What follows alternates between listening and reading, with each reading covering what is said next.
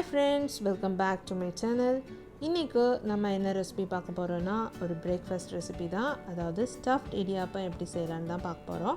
நான் இன்னைக்கு இங்க ஸ்வீட் ஸ்டஃப்ட் இடியாப்பம் அப்புறமா சிக்கன் ஸ்டஃப்ட் இடியாப்பம் எப்படி செய்யலாம்னு தான் சொல்லி தர போறேன். வாங்க அதை எப்படி செய்யலாம்னு பார்க்கலாம்.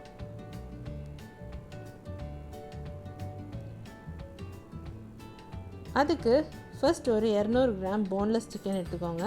அது கூட ஜிஞ்சர் garlic பேஸ்ட் அப்புறமா கொஞ்சமாக மஞ்சள் தூள் சேர்த்து தண்ணி ஊற்றி நல்லா வேக வச்சு எடுத்துக்கோங்க. இப்போ வெந்த சிக்கனை வந்து நீங்கள் மிக்சியில் போட்டு கிரைண்ட் பண்ணி எடுத்துக்கோங்க. இப்படி சிக்கனை கிரைண்ட் பண்ணி எடுத்து தனியாக வச்சுக்கோங்க. இப்போ ஒரு பேனில் ஒரு 2 டேபிள் ஸ்பூன் எண்ணெய் சேர்த்துக்கோங்க. எண்ணெய் சூடானதும் ஃபெனல் பவுடர் அதாவது 1/4 டீஸ்பூன் வந்து சோம்பு தூள் சேர்த்துக்கோங்க. அது கூட ஒரு வெங்காயம், நல்லா நறுக்கின வெங்காயம் ஒன்று சேர்த்துக்கோங்க. சேர்த்து வதக்கிக்கோங்க. வெங்காயம் வதங்கினோம். அது கூட வந்து 1 டேபிள் ஸ்பூன் வந்து கேப்சிகம் சேர்த்துக்கோங்க. சேர்த்து அதையும் நல்லா வதக்கிக்கோங்க.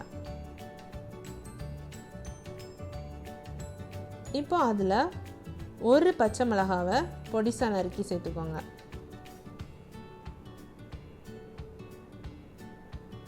கூடவே கருவேப்பிலை அதையும் பொடிசாக நறுக்கி சேர்த்துக்கோங்க. அது கூட ஒரு 1/4 டீஸ்பூன் மஞ்சள் தூள், 1 டீஸ்பூன் மிளகாத்தூள்,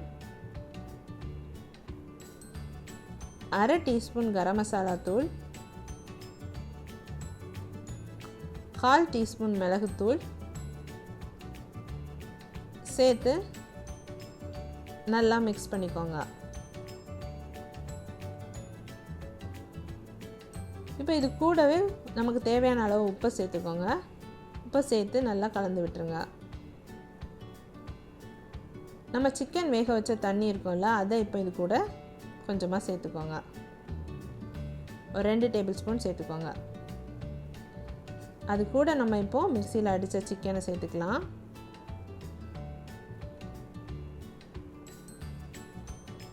சேர்த்துட்டு மசாலா கூட நல்லா மிக்ஸ் பண்ணி விட்டுருங்க.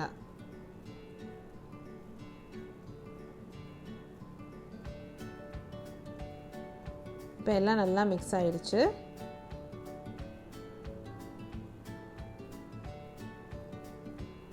ஃபைனலாக கொத்தமல்லி தழை சேர்த்து ஸ்டவ் ஆஃப் பண்ணிடுங்க. இப்போ ஸ்வீட் ஸ்டஃபிங் செய்கிறதுக்கு ஒரு கடாய் வச்சுக்கோங்க. அதில் 1 கப் தேங்காய் சேர்த்துக்கோங்க. சேர்த்து அதை வதக்கிக்கோங்க.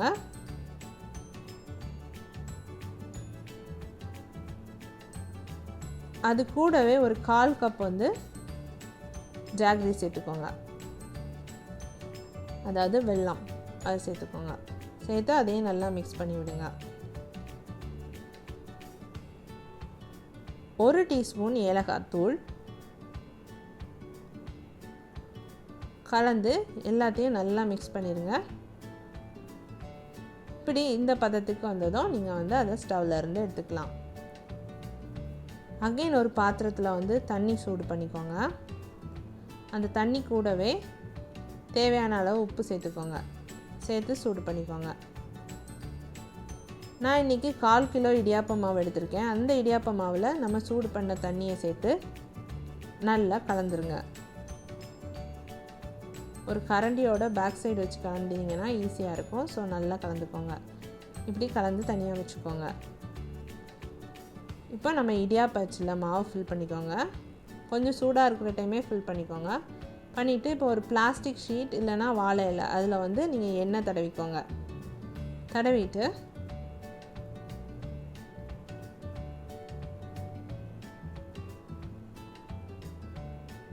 அதில் இப்படி ரவுண்டாக கொஞ்சம் பெரிய இடியாப்பமாக புழிஞ்சிக்கோங்க.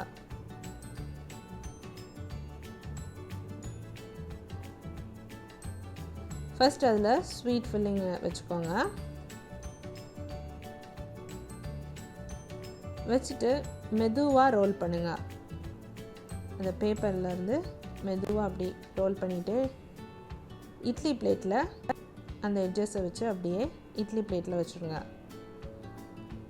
அதே மாதிரி தாங்க சிக்கன் ஃபில்லிங்கும் அதில் வச்சுட்டு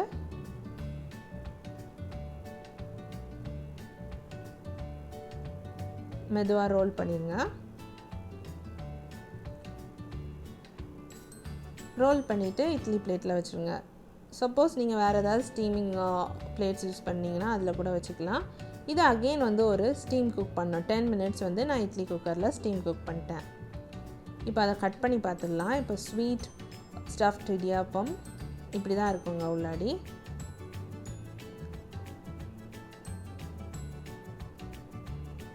அதே மாதிரி நம்ம சிக்கன் ஸ்டஃப்ட் இடியாப்பத்தையும் கட் பண்ணிடலாம். ரொம்ப டேஸ்ட்டாக இருக்கும். கண்டிப்பாக இந்த ரெசிபியை எல்லோரும் ட்ரை பண்ணி பாருங்கள். என் ரெசிபிஸ் உங்களுக்கு பிடிச்சிருந்துச்சுன்னா என் சேனலை சப்ஸ்கிரைப் பண்ணுங்கள், லைக் பண்ணுங்கள், ஷேர் பண்ணுங்கள். தேங்க்யூ.